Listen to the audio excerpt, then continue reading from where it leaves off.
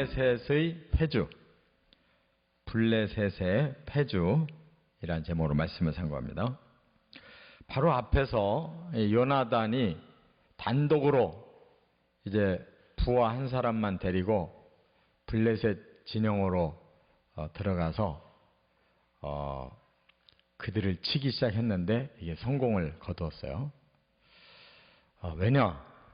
하나님이 보시니까 이스라엘 백성들 중에 지금 요나단이라고 하는 사울의 아들 한 사람이 믿음이 살아있고 용기가 대단하고 지혜롭고, 그래서 그가 하는 일을 하나님이 돕지 않을 수가 없어요.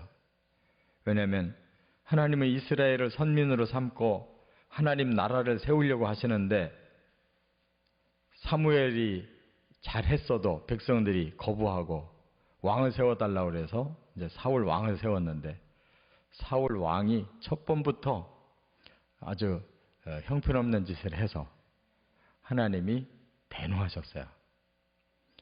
하나님 얼마나 마음이 아프시고 찹찹하셨겠어요. 그 큰 뜻을 이룰 사람이 없는 거예요. 그런데 사울의 아들 요나단이 이렇게 믿음으로 오직 하나님만 의지하고 용기 백배해서 지혜를 동원해서 정탐을 하다가 기습작전을 했는데 성공을 거뒀잖아요. 하나님이 얼마나 좋으시겠어요. 그래서 하나님이 도우시니까 이제 블레셋이 패주를 하는데, 블레셋 나라가 이미 오랫동안 이스라엘을 지배하고 있었던 거예요. 그래서 무기 하나 못 만들고 심지어 박가는 연장까지도 다 블레셋에 가서 블레셋의 대장장이에게 돈 많이 주고 벼려가지고 와서 농사질 정도니까, 지금 군대가 나갔다고 해도 그 사람들이 칼 한 자루 없어요. 다 그냥 곡괭이 같은 거 들고 나와서 전쟁을 하는 판이니까 이길래야 이길 도리가 없는데 오늘 기적이 일어난 거예요. 이제 블레셋이 패주했다는 거예요. 그러니까 우리가 하나님의 마음을 알면 얼마든지 이렇게 180도 상황이 바꿔질 수가 있는 거라는 거예요. 지금 하나님의 사람이 없어서 그런 거지, 하나님의 그 마음을 알고 하나님께 헌신하고 하나님 뜻대로 하는 사람이 소수만 모여도 그곳에서는 이런 놀라운 역사가 일어나는 거예요. 왜 이 말씀을 우리에게 주시는지를 잘 깨달아야 돼요. 사람이 많고 적음이 문제가 아니에요. 요나단의 말대로. 자, 그래서 오늘 세 가지 모습이 이제 나오게 되는데, 첫째는 16절과 21절에 보면 블레셋이 스스로 혼란에 빠졌다 하는 거예요. 블레셋이 자중질환이 일어났어요. 자중질환.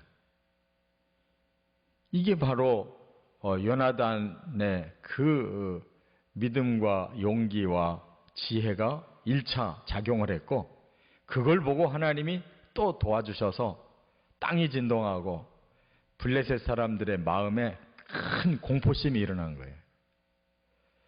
그러니까 우리 사람의 마음이라는 게 이렇게 요상해요.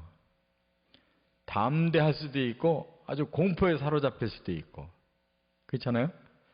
하나님을 굳게 믿으니까 요나단의 마음은 아주 갑자기 강해져 가지고 블레셋을 두려워하지 않고 얼마든지 이길 수 있다고 생각하고, 블레셋은 해변에 모래같이 많았던 군대, 철병거가 3만, 또 무장한 군인 6천이나 됐다고 했는데도 그들이 하나님이 마음을 한번 흔들으니까 완전 공포에 사로잡혀가지고 자기들끼리 서로 내가 살고 봐야 되겠다가 싶으니까 막 상대방 서로 죽이면서 자기만 살겠다고 이기적으로 막 흩어지는 거예요.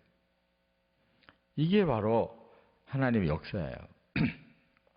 그러니까 이 세상이 아무리 강한 것 같아도 하나님의 그 역사하심 앞에는 이렇게 무너질 수밖에 없다네. 16절에 보니까 허다한 블레셋 사람들이 무너져 이리저리 흩어졌다 그랬어요. 21절에는 블레셋 사람들이 각각 칼로 자기의 동무들을 침으로 크게 혼란에 빠졌다 그랬어요. 전쟁이라는 것이 이런 거예요. 사람들이 마음에 달려 있는 거예요. 한순간에 블레셋이 완전히 혼란에 빠졌다. 두 번째, 17절부터 20절 상반절까지 보면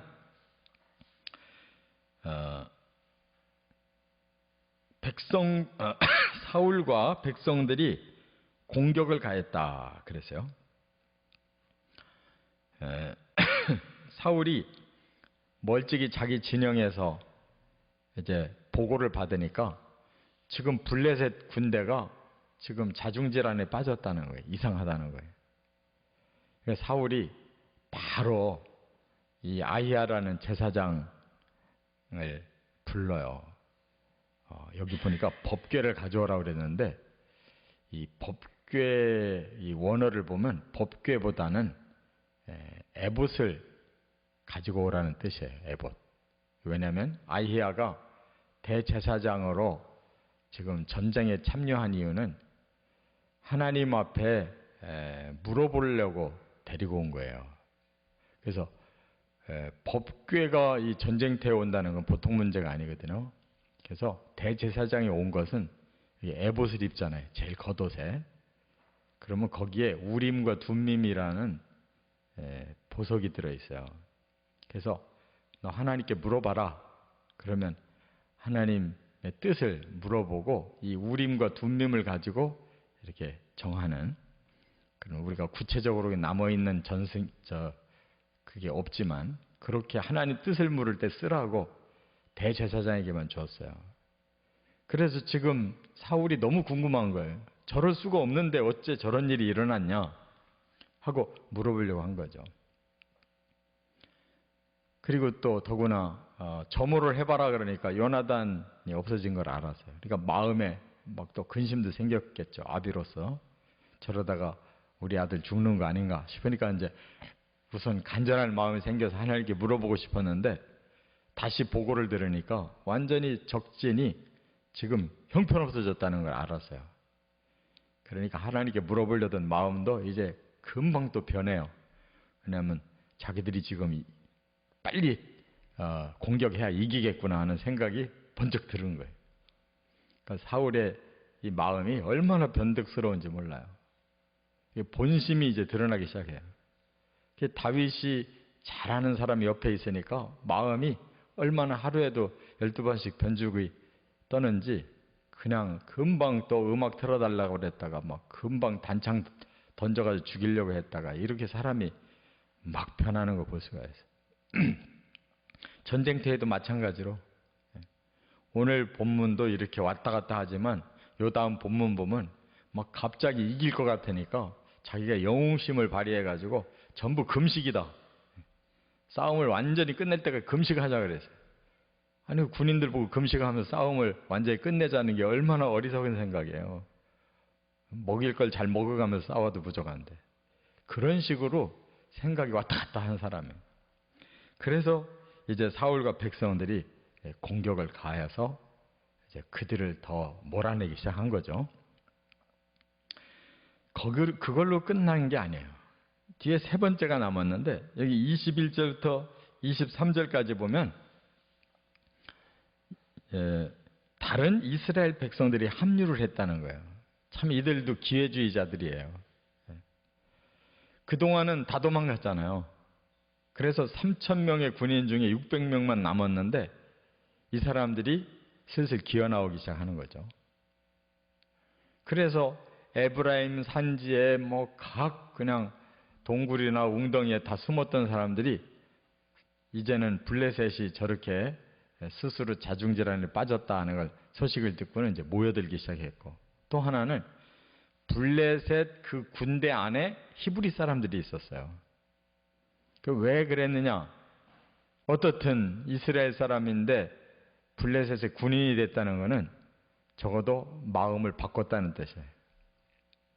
내 민족을 위해 싸우지 않고 적군에게 합류해서 싸운 사람들이니까, 말하자면 우리나라에도 일제시대 때 일본 정부를 돕고 하여간 친일파가 있었다고 그러잖아요. 그와 똑같은 거죠. 그 시대도 이스라엘 사람인데도 블레셋 사람하고 함께 한 사람이 있는 거예요. 이들이 가만히 보니까 이 블레셋이 이제 이러다가 지게 생겼다. 그들이 또 다시 확 바꿔요. 그 자리에서. 그래가지고 또 이스라엘 편을 들어서 막 치기 시작하니까 이 사람들이 이렇게 기회주의자들이 합류해가지고 또 공격을 하는 바람에 베다웬이라는 곳까지 밀고 나갔다 그랬어요. 그러니까 그들이 자기들 쪽, 블레셋 쪽으로 이제 도망을 가기 시작했다 그 말이에요. 그러니까 여기에서 우리가 보듯이 진짜는 요나단 한 사람밖에 없잖아요. 불가능 속에서도 하나님이 함께 하시면 가능하다.